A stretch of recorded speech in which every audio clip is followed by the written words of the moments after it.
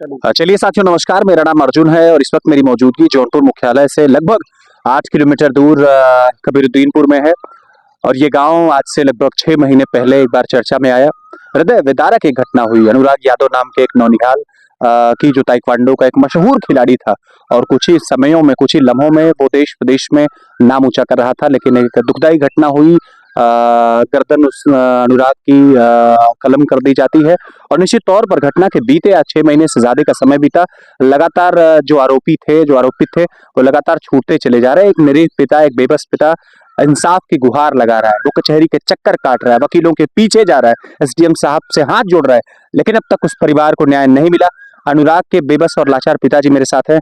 चाचा, सबसे पहले एक छोटा सा सवाल आपसे ये रहेगा, घटना को बीते 6 महीने से ज्यादा का वक्त बीत गया, अब तक क्या कुछ न्याय मिला है? भैया अभी तक कुछ मिला नहीं है। मेरा जो गया था वो गया, लेकिन अब भी जा रहा है। लेकिन मैं बस सिर्फ यही चाहता हूँ कि भैया लोग, आप लोगों का बहुत बहुत धन्यवाद है, जितने लोग हमारे सपोर्ट में खड़े हैं। हमारे अधिवक्ता लोग भी हमारे सपोर्ट में खड़े हैं और अधिकारी लोगों को भी प्रणाम करता हूँ कि भैया लोग कुछ कर दो, इस गरीब बाप के लिए कुछ कर दो। दिन रात रोते रहता हूँ बस। अच्छा, एक छोटी सी बात ढांढस बताते हुए और जानना चाहेंगे। कोर्ट में आप जाते हैं, लगातार तारीखें मिलती हैं, अब तक इंसाफ मिलता नहीं दिख पा रहा है। तो ये जो कानून व्यवस्था है, ये जो शासन व्यवस्था है, उस पर आपका भरोसा बना है या भरोसा टूट चुका है? भैया भरोसा बना है, लेकिन एक चीज की तकलीफ है। ये आंसू देख रहे हैं, गिर रहा है ना, ये आंसू देख रहे हैं आप। ये भरोसा, पहले मैं गर्व करता था कि मैं भारत देश में पैदा हुआ।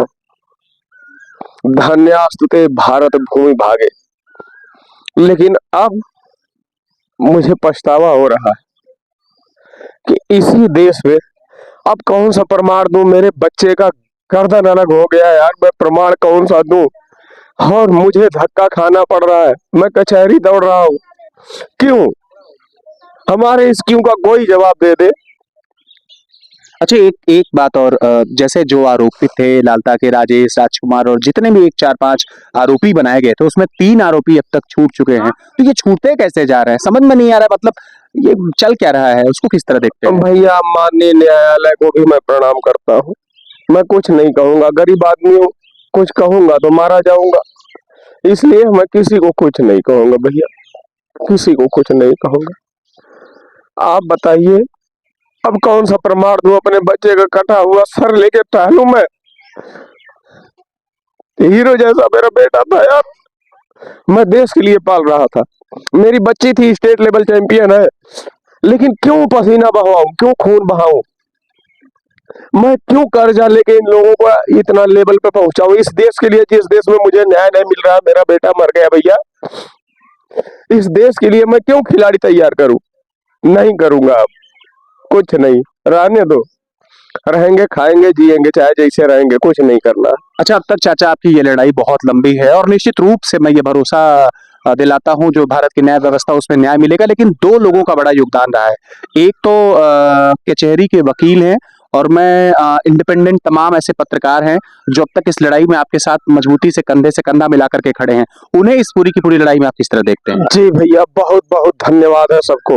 अपने भारत देश की जनता को बहुत धन्यवाद है। बहुत सारे लोग हैं हमारे साथ खड़े हैं और अधिवक्ता लोग भी हमारे साथ खड़े हैं। मैं सबको धन्यवाद करता हूं भैया। मैं बुढ़ा आदमी, मैं प्रणाम करता हूं सबको कि भैया मेरा साथ मत छोड़ना। और मीडिया के लोग भी मेरे साथ में खड़े हैं भैया। बस रोते रहता हूँ दिन रात, आंखें खराब हो चुकी हैं, किसी दिन मर जाऊंगा। अब पता नहीं न्याय आज मिलेगा या 20 साल बाद मिलेगा, मैं देखूंगा कि नहीं देखूंगा, इसकी गारंटी कौन लेगा? एक पिता के सामने बहुत मार्मिक प्रश्न, एक पिता के सामने बेटा गया है, परिवार का चिराग था वो। लगता होगा कभी कभी सपने में अनुराग आता है, क्या कहना चाहते हैं? नहीं भैया, मेरे सपने में आज तक नहीं आया मेरा बच्चा। आज तक मेरा बच्चा मेरे सपने में नहीं आया भैया। बस आंसू गिरते रहते हैं और कुछ नहीं कह सकता। मैं क्या कहूंगा? डेली कह कह के तो थक चुका हूँ। क्या जो अधिकारी लोग हैं उनके पास परिवार नहीं है, उनके पास बच्चे नहीं है? क्यों इतना टाइम लगा रहे हैं?